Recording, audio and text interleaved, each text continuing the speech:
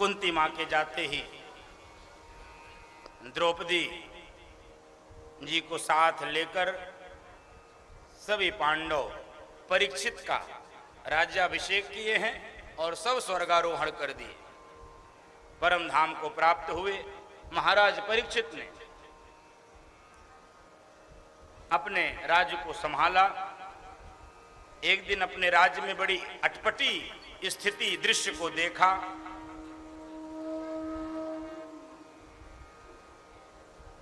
एक गाय और एक बछड़ा आंसू बहा रहे हैं। एक निर्दयी दुष्ट इनके पीछे पड़ा है। महाराज परीक्षित ने सोचा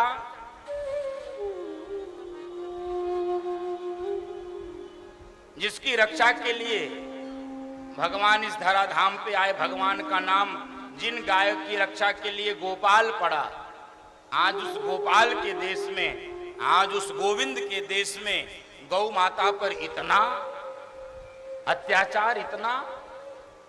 परीक्षित जी उस दुष्ट को मारने के लिए पीछे दौड़े, क्योंकि परीक्षित जी समझ गए कि ये जो बछड़ा है ये साक्षात धर्म है और ये गौ माता साक्षात धरणी है, धरती है। और इसी धरती पर गोविंद ने अवतार लिया गायों की रक्षा के लिए, और आज उसी गौ माता पर अत्याचार हो रहा है।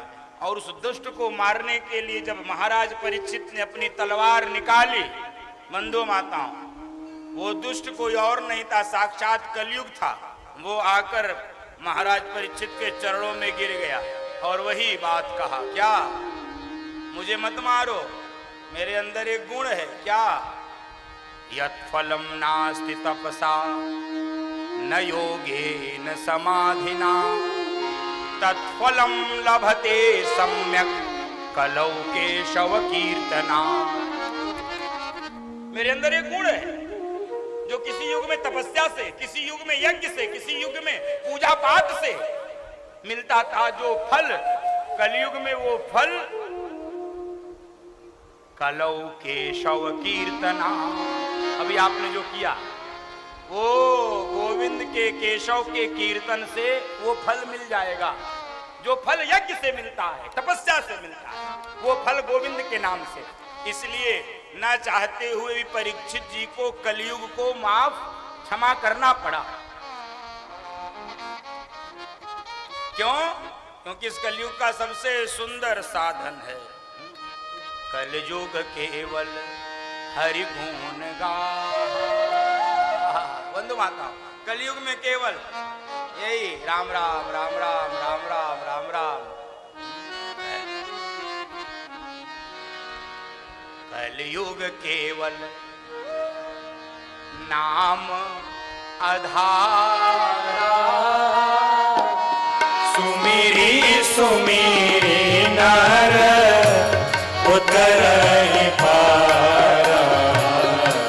कलयुग केवल नाम आधारा, सुमिरी सुमिरी नर उतरहि पारा। कलयुग केवल। तो परीक्षित जी को रीझना पड़ा इस गुण पर कि यहाँ तो भगवान का नाम लेने से मिल जाएंगे। 4 कमरा दे दिया। कलयुग को रहने के लिए कितने कमरे?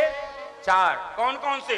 द्योतम पानः स्त्रियः सूना यत्र धर्मश्चतुर्विधः। 4 स्थान पे कलयुग रहता। ध्यान से सुन लो, बाकी आपकी मर्जी। जहां जुआ खेला जाए वहां कौन रहता है?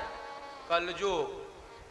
दूसरा, जहां मदिरा पी जाए वहां कौन रहता है? कलयुग। जहां लंपट पुरुष रहते हैं, लंपट, अब लंपट की व्याख्या करो, मैं नहीं करूंगा, वहां पर कलयुग रहता है। और चौथा, जहां पर जीव जंतुओं की हिंसा होती है वहां पर क्या रहता है? कलयुग। अब लोग समझें, व्याख्या करें, हमारा काम था बताना। 4 कमरा दिया तो कलयुग कहा, महाराज मेरा परिवार बहुत बड़ा है, 4 कमरे में लोग अटेंगे नहीं, 1 कमरा और दे दो। तो परीक्षित जी महाराज हैं, राजा हैं, तो परीक्षित जी ने 5वां कमरा दिया। क्या दिया? जाओ एक कमरा और देता हूं, सोने में। सोने में माने दो, इसमें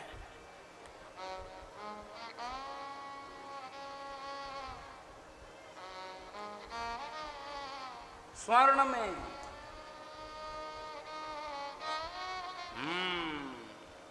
सोने में कलयुग रहता है। एक संत कहे कि लोग कहते हैं लंका सोने की थी, तो वो कहे इतना सोना आया कहां से कि पूरा लंका ही सोने को बना दिया।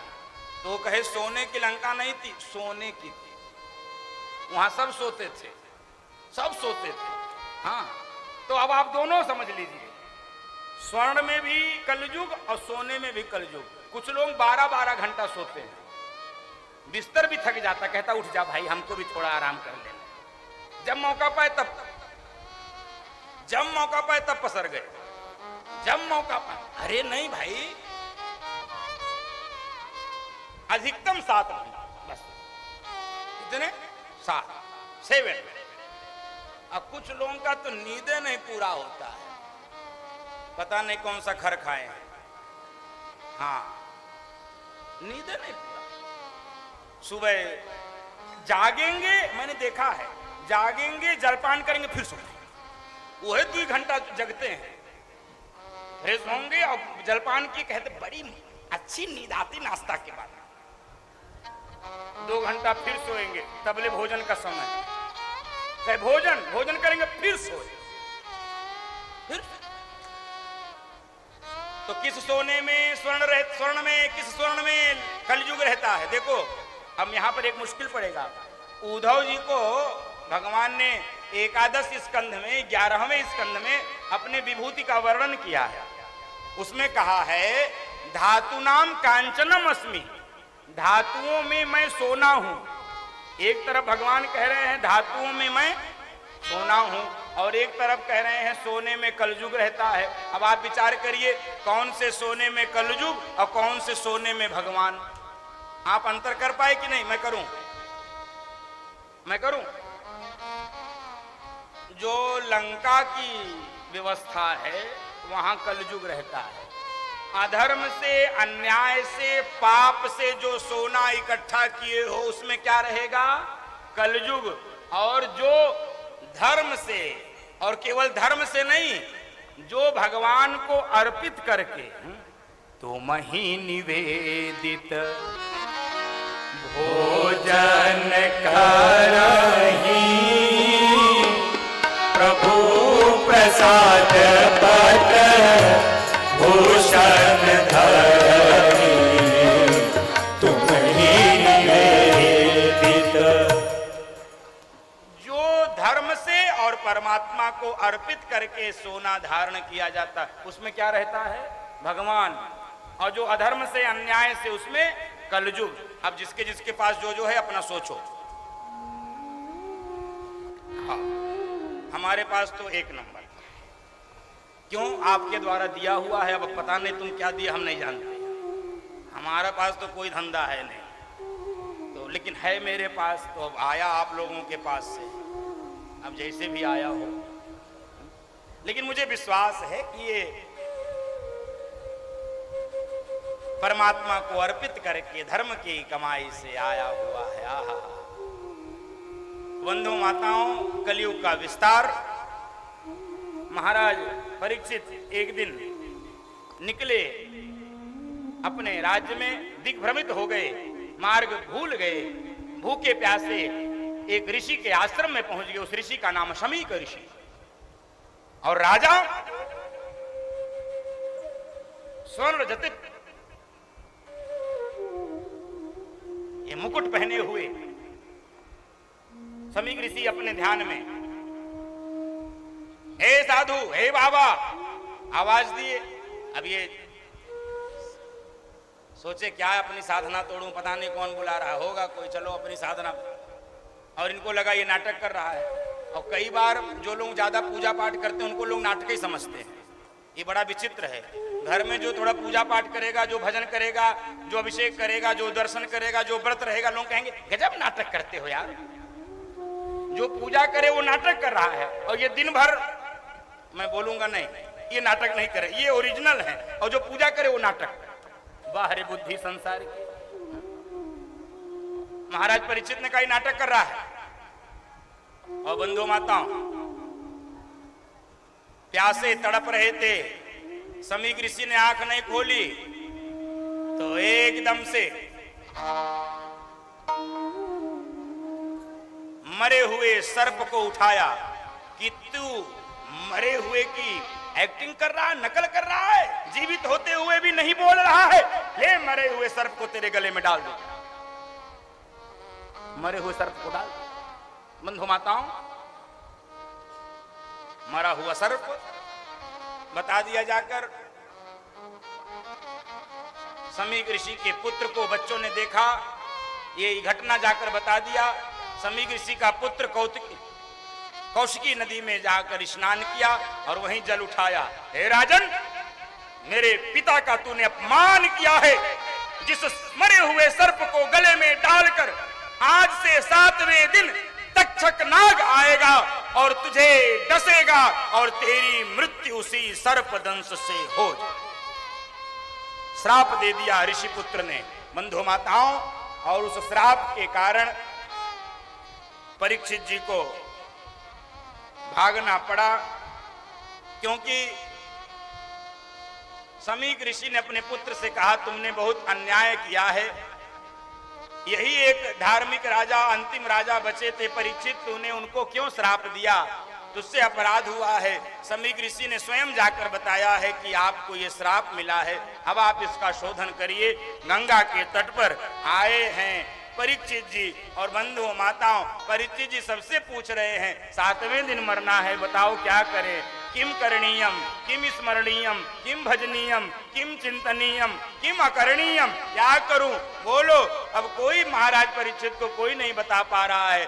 और बंधु माताओं, उसी बीच छोटे से आहा नंग धड़ंग, जिनको लोग नंगा बाबा कह के पुकार रहे थे, अब वो सुखदेव जी का आगमन गंगा के तट पर हुआ है और सुखदेव जी ने भागवत की कथा परीक्षित जी को सुनाई है। आइए सुखदेव जी को प्रणाम करें।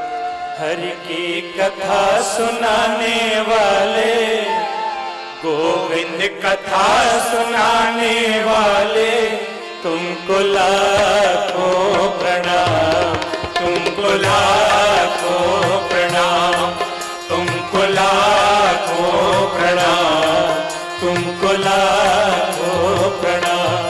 हरि की कथा सुनाने वाले, गोविंद कथा सुनाने वाले, तुमको लाखों प्रणाम, तुमको लाखों प्रणाम, तुमको लाखों प्रणाम, तुमको लाखों प्रणाम। बोली सुखदेव भगवान की जय हो, भागवत भगवान की जय हो। 16 वर्ष की अवस्था में क्या तेज है सुखदेव जी के शरीर पे, चेहरे पे। हरि बोल। महाराज परीक्षित द्वारा स्वागत सुखदेव जी, बुलाइए कथा में। हम बोल रहे थे वन में, बल को बैठे थे तन में। हम बोल रहे थे वन में, बल को बैठे थे तन में। प्रभु राह बताने वाले, यह राज बताने वाले, तुमको लाखों प्रणाम, तुमको लाखों प्रणाम, तुमको लाखों प्रणाम, तुमको लाखों प्रणाम।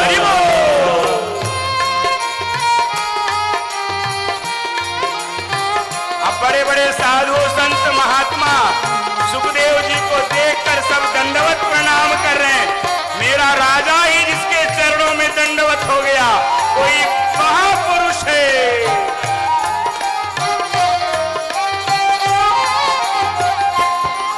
लेकर विषयों का प्याला, जा रहे थे हम के गाला। लेकर विषयों का प्याला, जा रहे थे हम के गाला। अमृत पान कराने वाले, प्रभु सुधा पिलाने वाले तुमको लाखों प्रणाम, तुमको लाखों प्रणाम, तुमको लाखों प्रणाम, तुमको लाखों प्रणाम। हर की कथा सुनाने वाले, गोविंद कथा सुनाने वाले तुमको लाखों प्रणाम, तुमको लाखों प्रणाम, तुमको लाखों प्रणाम, तुमको लाखों प्रणाम, तुमको लाखों प्रणाम, तुमको लाखों प्रणाम, तुमको लाखों प्रणाम, तुमको लाखों प्रणाम। बोल सुखदेव भगवान की जय, भागवत भगवान की जय, आज के आनंद की जय, जय जय श्री राधे, जय जय श्री राधे, जय जय श्री